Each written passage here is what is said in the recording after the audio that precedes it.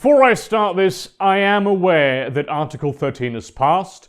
I will make a video on that on Friday when I have had time to do a little more research and when more information is out. For several decades now, people have been telling me to finally make a video on universal basic income, and today that is exactly what I shall do. So what is UBI?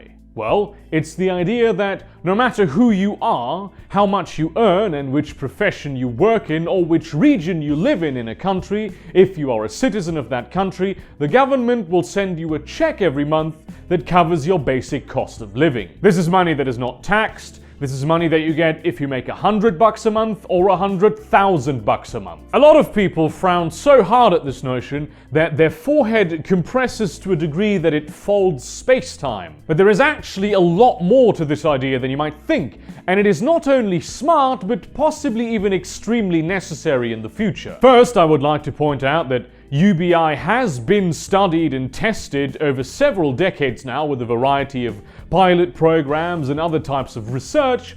There is no 100% definitive science on it. There are just some variables that you can't test for until you actually implement this. There have been studies that suggest it works great. There have been studies that suggest it does not work very great. There are economists who believe this is the future of humanity, and there are economists who believe that this is the end of civilization. That being said, the vast majority of research and expert opinions on this subject are it works, or at least there is no reason to assume that it wouldn't work. So while the science isn't into a degree where I would say, hey, let's just do this tomorrow immediately, it is at a point where I would say, hey, let's actually seriously look into this a lot and devise some action plans. So why UBI instead of just the welfare programs that already exist in pretty much all Western countries? I mean, giving every person $10,000 a year would be insanely expensive, wouldn't it? So let's just assume this $10,000 a year figure and use the calculation on the United States, because let's be honest, the vast majority of people who shat themselves at the notion of UBI just there do reside in the land of the free. This does not take into consideration that you probably would only give UBI to people over the age of 18, so that's a lot of people who are just not in that camp. But let's just go with simple figures. The thing about UBI is that once you have it, you just get rid of all the other welfare programs, because why would you keep them? So all the welfare and social aid programs in the United States will probably cost the government of the United States in the year 2018 $1.81 trillion. So if we take that money and invest it into our UBI, there are still $1.44 trillion missing to reach our target of $3.25 trillion. Thing is, having a welfare system also costs a lot more than just the welfare that is being paid out. I mean, think about it.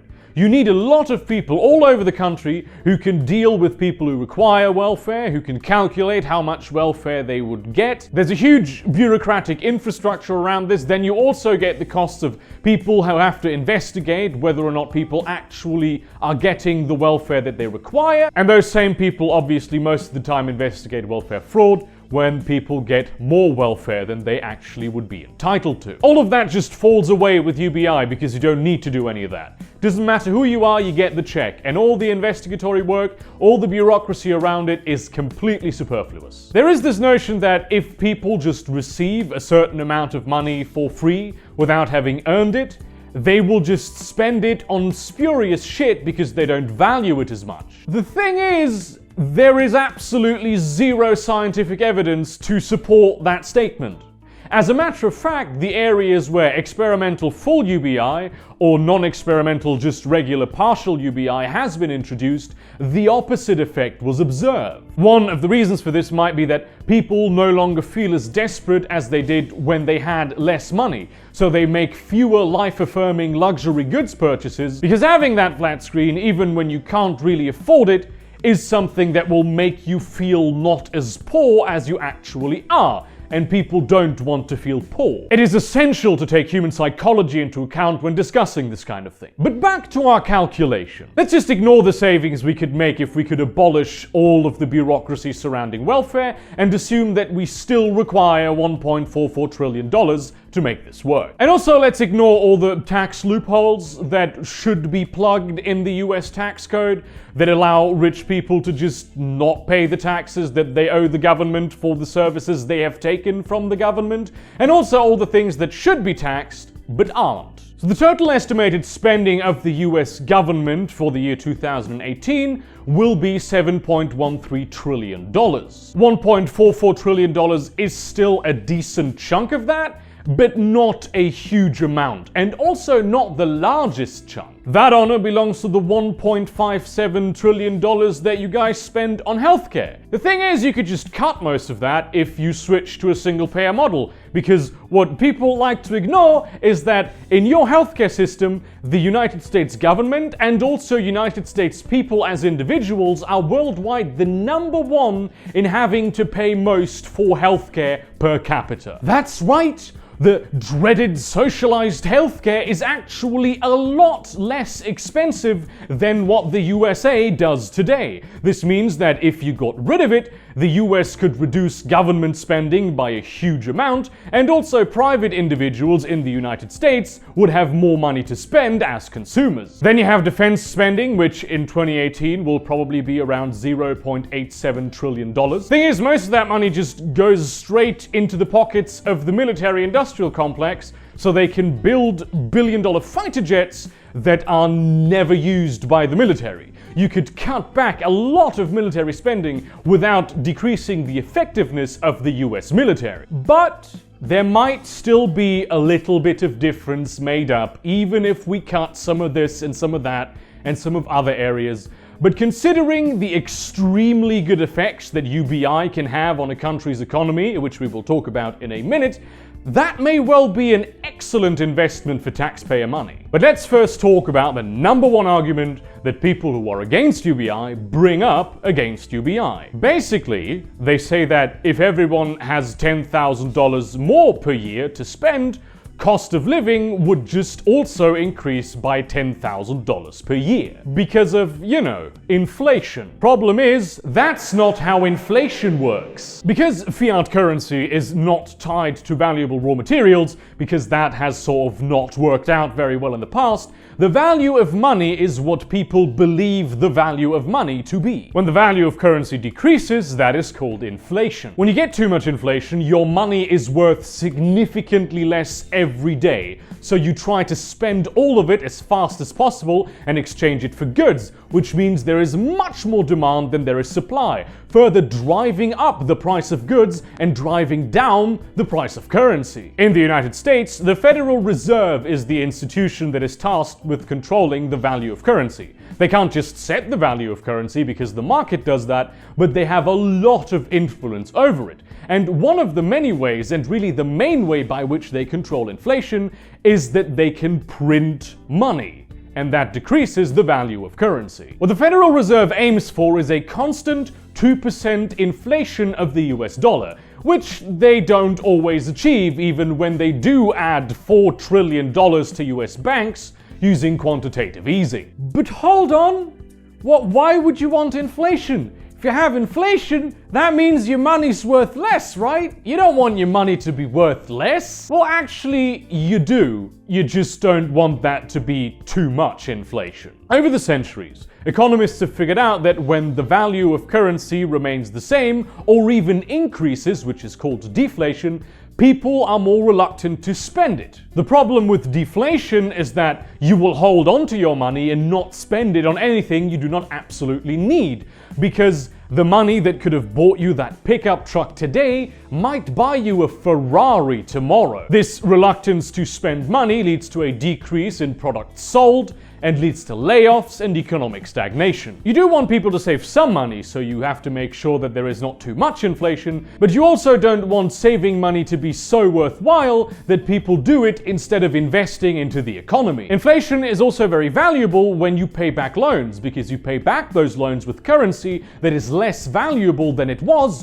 back when you took out the loan. And as everybody knows, loans are the thing that get your business started or expand your already existing business. If there was no inflation, companies would not have a strong incentive to grow, because for the same amount of money they would spend to grow today, they could grow a lot more tomorrow, or next week, or in 10 years. With inflation, they can buy more growth today than they could tomorrow. This is why the Federal Reserve and other comparable financial institutions that control fiat currency want there to be a slight amount of inflation, to keep the economy alive. If you've been paying attention, you will already know the reason why UBI won't cause massive inflation. We're not printing any new money. The money that we'd use for UBI is already in the economy. There is no reason to make new money for it. And even if it did cause inflation, inflation is something that you want. In many areas where unconditional government-guaranteed incomes have been supplied to the population, such as Alaska and Kuwait, it actually decreased inflation. This not happening of runaway inflation has also been observed wherever the minimum wage was increased. It just doesn't happen. And really, why would the price of goods increase? Even if you did have UBI and got that extra check every month, you wouldn't buy more eggs just because you could buy more eggs. People can only eat and enjoy so many eggs, so supply and demand for eggs and most other products would stay the same. And when supply and demand stay the same, prices stay the same. The price of luxury goods might increase because more people are now able to purchase luxury goods. However, because more small businesses are formed through UBI, the supply of luxury goods would also increase. Plus, larger corporations would also be incentivized to keep their prices the same by increasing their supply of luxury goods. Because if prices stay the same, more people will be able to buy their goods and they will make more money. And speaking of business, one of the things that UBI does pretty much everywhere it has ever been tried is increase entrepreneurship. Put yourself in the following position. You have a great business idea or a great business plan and want to start a business. However, you are terrified that if that business fails, which a lot of businesses just fail, that is what businesses do, for factors that are completely outside anyone's control, you will be settled with massive amounts of debt and be financially ruined for the rest of your life. You'd have to declare bankruptcy and go through all the bullshit that is attached to that. Nobody wants to do this, and it's really not a good environment to do business unless you are already rich, in which case declaring bankruptcy might actually make you money. And now put yourself in this other position. You want to start a business because you have a great business idea or a great business plan, and you know that even if your business fails, your basic cost of living will always be taken care of. Plus, you can also develop the business in its early days and also eat at the same time, because the vast majority of businesses, when they are young, do not turn a profit. In which of these two situations do you think you'd be more likely to start a business? Everyone agrees that small business is the backbone of the economy. And UBI would drastically increase entrepreneurship and help small businesses get through their most precarious times. When people invest in themselves, their skills, their tools, and their businesses, the quality of goods increases. And when people have more money to spend on those goods, more people will buy those goods. Trickle-down economics does not work. It is a political buzz phrase with absolutely no basis in reality. What you want every single dollar you introduce to the economy to do is to facilitate the greatest amount of exchanges of goods and services possible. And because of Zipf's law and the standard distribution of resources, we know that every single dollar has a tendency to travel upward. Thus, if you place it near the top, it will travel a much shorter distance than if you place it near the bottom, where it will facilitate many more exchanges of goods and services. The notion that people who receive UBI would just become lazy and not try to get a job because, after all, they are getting money from the government is also not based in reality. The difference between UBI and standard welfare is that most standard welfare programs disincentivize you from actually getting a job. I mean, imagine you get $1,000 per month from the government and you don't have to work for it, and then you could also get a job that pays $1,000 a month, but when you do that, you don't get the $1,000 from the government anymore, and so you still have $1,000 now,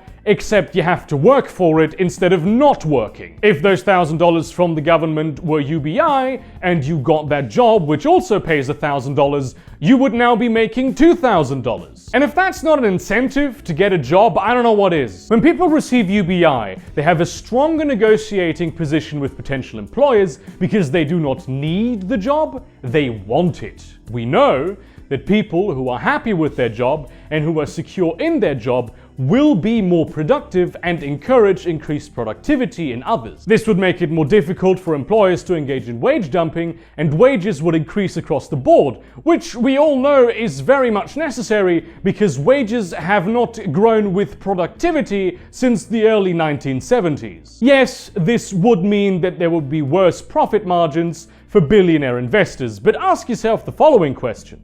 Do you want an economy that is driven by a handful of ultra-rich sociopaths, or do you want an economy that is driven by small businesses? And sure, a lot fewer people would be interested in doing the kind of job that nobody wants to do. However, these kinds of jobs are already more lucrative in the unskilled and low-skilled labor markets than comparable jobs in that market. And to be honest, most of them are already getting replaced by robots. But let's talk about the housing market. And the thing that people like to bring up about the housing market is the same thing that we have already demonstrated not to be true with other things, but let's talk about this specifically because they really do bring it up all the time, is the statement that when people receive UBI, rent prices will just skyrocket. There is already much more supply than there is demand in the housing market.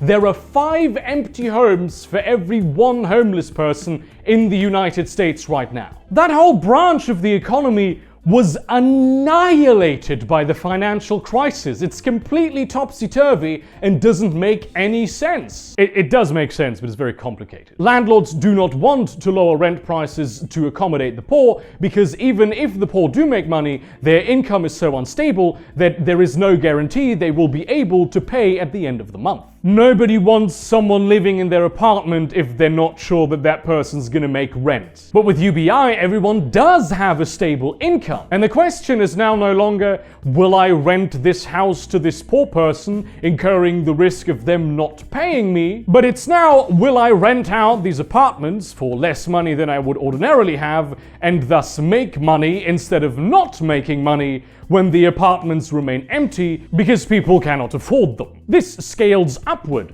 so more people would be able to live in more expensive housing. Literally, the question for landlords at that point would be, do I make money or do I not make money? Universal basic income, or something akin to it, will be more and more important in a job market that is working at an increasingly rapid pace, and where every individual has to learn new skills all of the time, because they're always at risk of being replaced by robots. Especially in the unskilled or low-skilled labor markets, the accelerating pace of robotic replacement of human workers will leave millions of people starving. And even if you are somehow morally okay with that, you shouldn't be so sure that those people won't zerg rush your mansion. Universal basic income makes everyone less stressed, gives them more economic opportunities, gives them more ability to gain new skill, encourages them to take more economic risks, and above all, does not increase inflation. If, in spite of the current research, you are still not open to the idea that UBI could very well work and be brilliant for the economy, I'm very sorry that I have to use this phrase, but you just don't understand economics. Thank you very much for watching this video. Really, this topic has been requested a lot, so I thought, finally, I'm going to do it. If you like my work, consider supporting me on Patreon for very cool rewards on the Discord server primarily, and also other rewards that aren't necessarily on the Discord server, but the Discord server is really the best part of this channel, and you should join it because it's very good, and also follow me on Twitter. In that spirit, I appreciate you all. Look into basic income, or the alternatives to it, like, negative income tax, which I think has the same problems as well, but that's a completely different video, completely different subject. But maybe have that discussion in the comments. In that spirit, see you around, cunts.